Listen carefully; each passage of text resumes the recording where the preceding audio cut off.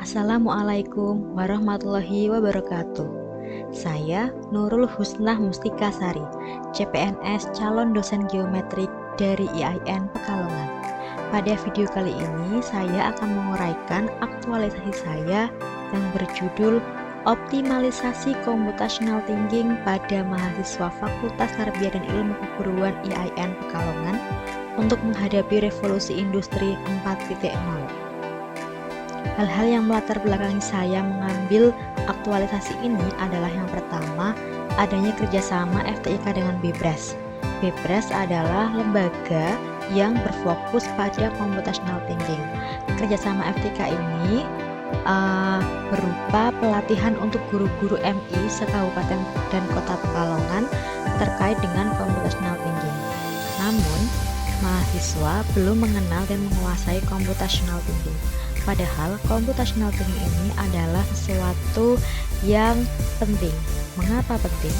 Yang pertama adalah karena saat ini kita berada di era revolusi industri 4.0 yang apa-apa serba Internet of Things.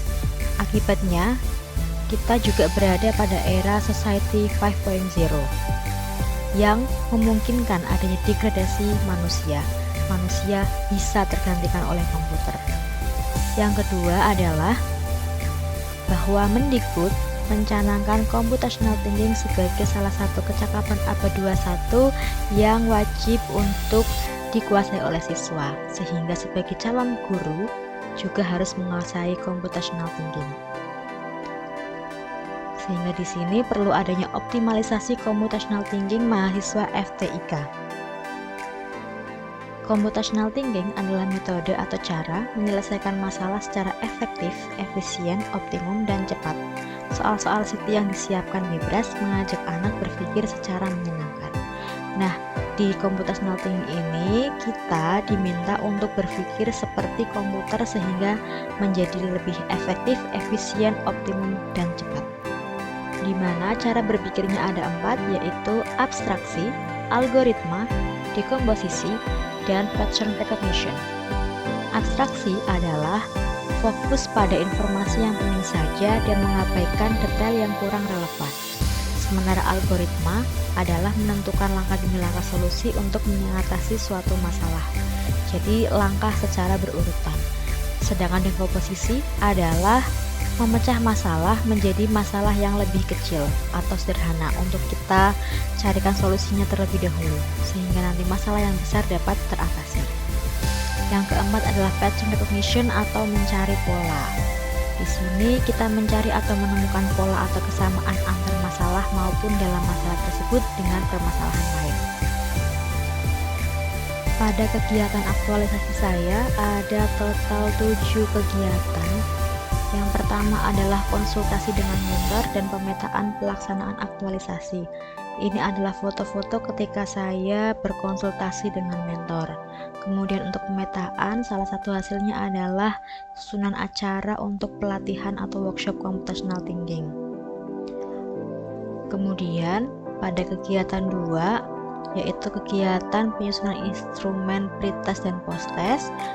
Ini adalah instrumen pretest saya terdiri dari 5 soal dengan masing-masing soal poinnya sebanyak 20, jadi nanti totalnya ada 100 poin. Begitu juga yang posttest, ada 5 soal, setiap soal poinnya 20, jadi nanti total ada 100 poin. Kemudian ada juga link Google Form pendaftaran workshop dengan bentuknya seperti ini. Kemudian kegiatan 3 adalah penyusunan materi computational thinking. Ini adalah contoh slide yang ditampilkan pada materi computational thinking. Di situ diungkapkan pertama tadi mengenai alasannya, kemudian nanti ada juga teori computational thinking seperti ini. Kemudian ini pembahasan pretest. Kemudian nanti masing-masing cara berpikir juga dijelaskan dengan contohnya. Saya sudah membuat materi untuk presentasi pelatihannya Kak. Materinya saya kirim melalui WA ya Pak ya. Ya. Mohon saran dari Bapak nanti untuk perbaikan ke depannya. nggak apa-apa, cuman ya tadi artinya kemarin yang sudah saya sampaikan bahwa rancangan aktualisasi ini harus berbasis produk ya. Apalagi ini terkait dengan CT ya, computational thinking, dan ini sangat penting lah saya kira untuk penguatan istilahnya calon-calon guru ya, terutama di bidang literasi, penguatan literasi untuk para siswa. Yang sebelum menguatkan literasi terhadap siswa-siswa itu kan berarti guru atau calon gurunya juga harus dipahami. Ya saya kira itu sudah bagus. Kegiatan 4, publikasi acara pelatihan. Ini adalah flare yang telah saya buat. Untuk gambar yang sebelah kanan itu adalah komunikasi dengan HMJ untuk menyebar info mengenai workshop computational thinking. Nah, ini adalah foto dari kegiatan workshop computational thinking. Soalnya menantang ya teman-teman. Soalnya sangat menantang.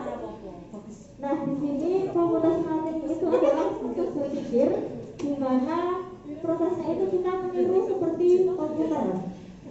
Jadi komputer itu kalau berpikir dia sangat efektif dan efisien. Oleh karena itu kita meniru seperti komputer supaya bisa berpikir dengan cepat, efektif dan efisien.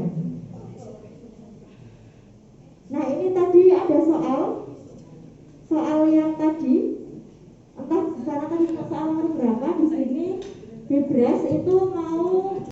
Nah, di pelatihan ini mahasiswa juga diajak membuat pemrograman sederhana dengan Scratch. Hasilnya seperti ini.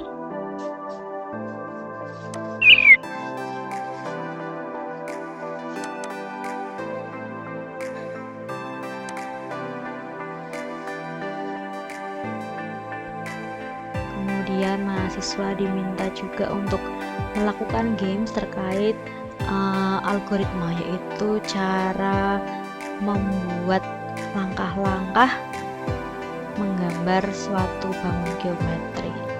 Nah, ini seperti ini. Kemudian di sini ada pembuatan akun Bebras juga. 1, 3 ditulis jawabannya. Ya, nomor 2 ya. Nomor 3. Oh, tidak apa. Salah berarti saya kan. 3. Nomor 5. 3. Nah, ini nomor 4 dan 5 sudah mengerucut. Apalagi ada nomor 2. Nah, silahkan ditebak.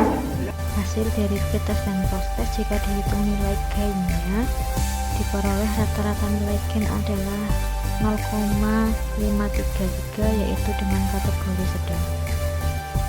Nah, kegiatan ke-6 ada feedback dari peserta. Ini adalah Google Form-nya, di mana responnya dari sangat tidak setuju nilainya 1 sampai sangat setuju nilainya 5. Ini adalah hasil dari kuesionernya. Pernyataan pertama yaitu workshop computational thinking bermanfaat bagi saya, terutama bagi calon guru. 61,5% mahasiswa menjawab sangat setuju dan sisanya setuju. Kemudian workshop computational thinking disajikan dengan menarik, 50% sangat setuju, 42,3% setuju, dan 7,7% netral. Sementara itu, pernyataan ketiga, workshop computational thinking memberikan saya pengetahuan baru. 73,1% sangat setuju dan 26,9% setuju. Yang keempat, workshop memberikan gambaran yang jelas mengenai computational thinking. 53,8% sangat setuju, 38,5% setuju, dan sisanya netral. Dominan sangat setuju. Satu lagi yaitu workshop computational thinking dapat diaplikasikan pada calon siswa saya. Nah, ini 38,8% sangat setuju, 50% setuju, dan sisanya netral. Selain feedback dari peserta melalui kuesioner, ada juga testimoni dari peserta. Berikut video testimoni dari peserta. Nama saya Sinta Amelia dari jurusan Dadas Matematika. Pesan-pesan saya dalam mengikuti workshop computational thinking ini, saya bisa mendapatkan pengalaman yang baru, ilmu yang asyik dan menyenangkan, serta bisa lebih mengkritisi soal-soal, terutama dalam menghadapi soal matematika. Terima kasih. Assalamualaikum warahmatullahi wabarakatuh. Sebelumnya perkenalkan, saya Arkan Abdul Goni dari jurusan Pendidikan Agama Islam. Setelah saya mendapatkan ilmu tentang computational thinking, yang saya dapatkan bagaimana computational thinking itu pembelajarannya mengasihkan. Meskipun saya jurusan PAI, akan tetapi saya bisa mengaplikasikan di mana pembelajaran tersebut bisa diterapkan dalam pembelajaran PAI, karena ini akan membuat peserta didik saya tidak bosan dengan pelajaran yang saya sampaikan. Terima kasih. Kemudian kegiatan terakhir yaitu penyusunan laporan. Di sini saya selain membuat laporan juga membuat modul computational thinking. Nah, dari uraian yang telah saya sampaikan tadi, saya dapat menyimpulkan bahwa seluruh kegiatan aktualisasi saya telah terlaksana dengan baik. Nah, ketika kegiatan aktualisasi ini tidak terlaksana, maka ada dampaknya, yaitu yang pertama, calon guru menjadi kalah saing. Yang kedua, tidak siap mental dan skill dalam menghadapi revolusi industri. Yang ketiga, tidak memiliki skill yang mempunyai keunggulan kompetitif. Kemudian, para calon guru bisa tertinggal perkembangan teknologi, tidak menguasai kecakapan abad 21, dan calon guru nantinya tidak akan bisa mengajarkan computational thinking. Selanjutnya, untuk rencana tindak lanjut yang akan saya lakukan, yang pertama adalah mengintegrasikan computational thinking ke dalam RPS saya untuk mata kuliah selanjutnya. Kemudian yang kedua, mensosialisasikan dan mengaplikasikan computational thinking dalam perkuliahan. Sekian uraian saya mengenai kegiatan aktualisasi yang telah saya lakukan. Assalamualaikum warahmatullahi wabarakatuh.